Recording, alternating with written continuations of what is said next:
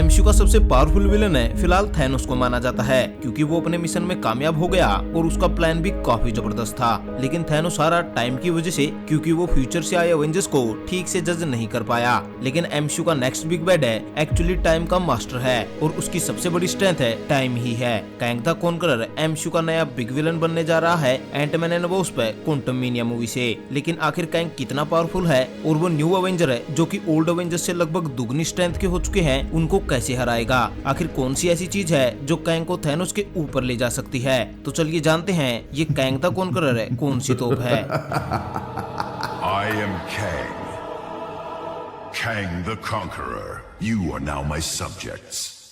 अब जैसा मैंने शुरुआत में मेंशन किया कि कांग द कॉन्करर की सबसे बड़ी स्ट्रेंथ है टाइम है, क्योंकि वो टाइम ट्रेवल को बिल्कुल एडवांस लेवल पे यूज करता है। साथ ही लकीली वो 31st सेंचुरी में पैदा हुआ है जहां पर सुपर हाईटेक टेक्नोलॉजी इन्वेंट हो चुकी है, जिससे कांग द कॉन्करर ने अपना बैटल आर्मर भी बनाया है। इसकी बात हम आगे करेंगे। अब 31st सेंचुरी में पैदा होने के कारण कांग की एज स्लो बढ़ती है 21st सेंचुरी के मुकाबले में। साथ ही कांग अक्सर अपने पास्ट में ही, खासकर 21st सेंचुरी में ही इन्वेड करता है, तो उसके पास बहुत सी चीजों का एडवांटेज होता है। जैसे वो कई बार एवेंजर्स के साथ भिड़ने से पहले फ्यूचर में देख लेता है कि क्या होने वाला है। इवन अगर वो हार भी जाता है तो वो दोबारा टाइम में पीछे जाकर अपनी गलतियों को सुधार देता है और अपनी हार को जीत में बदल देता है। यानी कांग द कॉन्करर का टाइम ट्रेवल करना उसकी सबसे बड़ी स्ट्रेंथ है। लेकिन ये सिर्फ प्लानिंग में काम आती है। अदरवाइज कांग सिर्फ एक नॉर्मल ह्यूमन है। वो थैनोस की तरह हाइब्रिड इटर्नल नहीं है, ना ही किसी पावरफुल एलियन स्पीसीज से बिलोंग करता है। तो इसलिए कांग फाइट करते टाइम अपना बैटल आर्मर पहने रहता है, जो 31st सेंचुरी की टेक्नोलॉजी से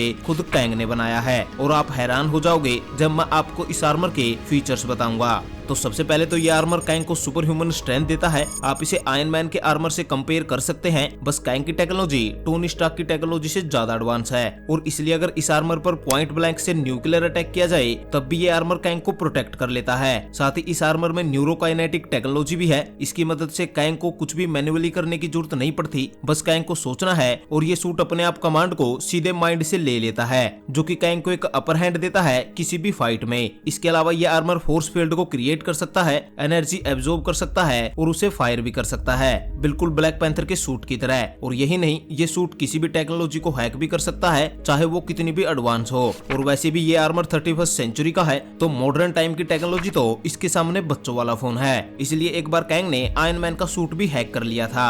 अब इन सब के अलावा ये आर्मर कांग के लिए डिफरेंट वेपन्स को भी समन कर सकता है, एंटी ग्रेविटी क्रिएट कर सकता है, वीडियो कम्युनिकेशन कर सकता है, इलेक्ट्रिक शॉक दे सकता है, इवन टाइम ट्रेवल भी इस आर्मर से किया जा सकता है। और मुसीबत पड़ने पर ये आर्मर कांग को 30 डेज की फूड सप्लाई और लाइफ सपोर्टिंग फंक्शन भी प्रोवाइड कर देता है। तो कांग इन सब की मदद से ऑलमोस्ट एक डेमीगॉड के बराबर की पावर्स को समन कर लेता है। हालांकि कांग सिर्फ आर्मर पे ही डिपेंडेंट नहीं है, बल्कि वो एक सुपर इंटेलिजेंट बीइंग है। तो वो किसी भी फाइट से पहले एडवांस में प्लानिंग रखता है, जिसकी मदद से उसने सैकड़ों यूनिवर्सिटीज को कॉन्करर भी किया है। इवन जरूरत पड़ने पर उसने मल्टीवर्स से अपने अलग अलग वेरिएंट्स की हेल्प भी ली है। और एक बार तो सुप्रीम कांग ने काउंसिल ऑफ कांग को भी बनाया है, जिसमें ऑलमोस्ट हर यूनिवर्स का कांग शामिल है, जो मिलकर एक डेडली आर्मी से कम नहीं है। साथ ही ये सब मिलकर अपनी अपनी इन्फॉर्मेशन एक दूसरे के साथ शेयर भी करते हैं, जिससे कांग वेरिएंट्स के पास टाइम से रिलेटेड और टेक्नोलॉजी से रिलेटेड इनफिनाइट नॉलेज हो जाती है। और इसीलिए एक पॉइंट पर टाइम कीपर्स जिनका काम होता है टाइमलाइंस को मैनेज करने का, वो कांग को इंसिस्ट करते हैं कि वो उनकी जॉब ले ले